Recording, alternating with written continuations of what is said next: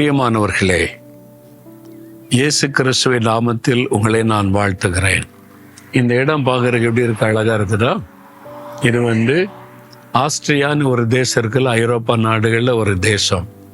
அந்த தேசத்தில் ஒரு பகுதி ஆல்ப்ஸ் மலை.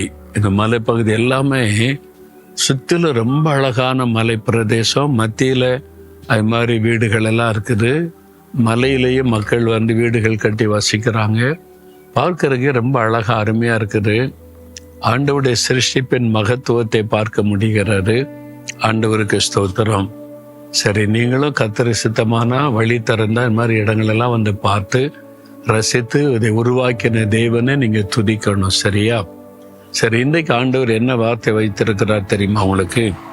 வேத புஸ்தகத்தில் 1 நாளாகவும் 29:12 எவரையும் மேன்மைப்படுத்தவும் பலப்படுத்தவும் உம்முடைய கரத்தினால் ஆகும். தேவனே, எவரையும் மேன்மைப்படுத்தவும் பலப்படுத்தவும் உம்முடைய கரத்தினால் ஆகும். இந்த தேவனை நோக்கி அழகான ஒரு ஜெபம். தாவீது ராஜா இப்போ இஸ்ரவேல் தேசத்துக்கே ராஜாவா இருக்கிறார். எவரையும் மேன்மைப்படுத்த பலப்படுத்தமால் ஆகும். ஏன் இப்படி சொல்றார் தெரியுமா? ஒரு காலத்துல ஆடு மேய்த்து கொண்டிருந்தார். ஆடு மேய்த்து கொண்டிருந்தது மாத்திரம் அவருடைய குடும்பத்தாரால் இவன் சின்ன பையன், இவனுக்கு ஒன்றும் தெரியாதுன்னு புறக்கணிக்கப்பட்டிருந்தார்.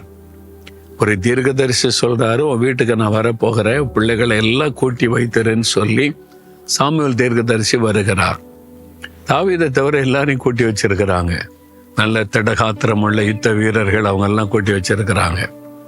எல்லாத்தையும் பார்த்துட்டு இல்லை இல்லை இல்லை இன்னொரு பையன் இருக்கிறான்னு கேட்டா, அவன் சின்ன பையங்க, ஒண்ணுக்கு லாய்க்கு இல்லைங்க, ஆடு மேய்க்க தான் லாய்க்கு, அவன் பாட்டில் பாட்டு பாடிட்டு ஆடு மேய்ச்சிக்கிட்டு இருப்பான்னு அனுப்பியிருக்கோம். ஐயா, அவனை கூட்டிட்டு வாங்க. அவனை தேவன் தெரிந்து கொண்டு குடும்பத்தார் அற்பமா நினைக்கிறாங்க. ஊரார் ஒருவேளை இந்த பையன் ஆடு மேய்ச்சிட்டு பாட்டு பாடிக்கிட்டு அலைவான், என்னை வீட்டிலேயே இப்படி இருந்தான், ஒண்ணுக்கு உதவாதவன், அப்படிதான் சொல்லியிருப்பாங்க.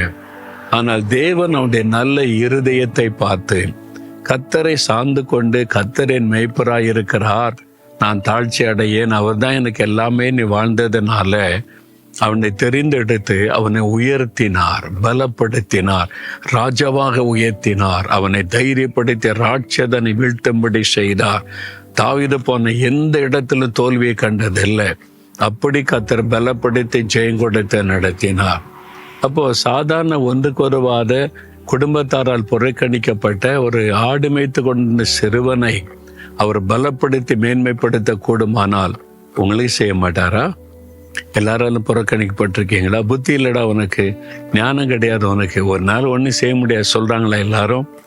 உங்களை கர்த்தர் பலப்படுத்தி மேன்மைப்படுத்த கர்த்தராலே ஆகும். அவரை விசுவாசிங்க. தாவீது மாதிரி கர்த்தரின் மேய்ப்பராய் இருக்கிறார், நான் தாழ்ச்சி அடையேன், அவர் என்னை கவனித்துக் கொள்வார் என்று அவரை சார்ந்து கொள்ளுங்க. எவரையும் மேன்மைப்படுத்த பலப்படுத்த கர்த்தரால் ஆகும். அதனால உங்களை பற்றி தான் சொல்றார்.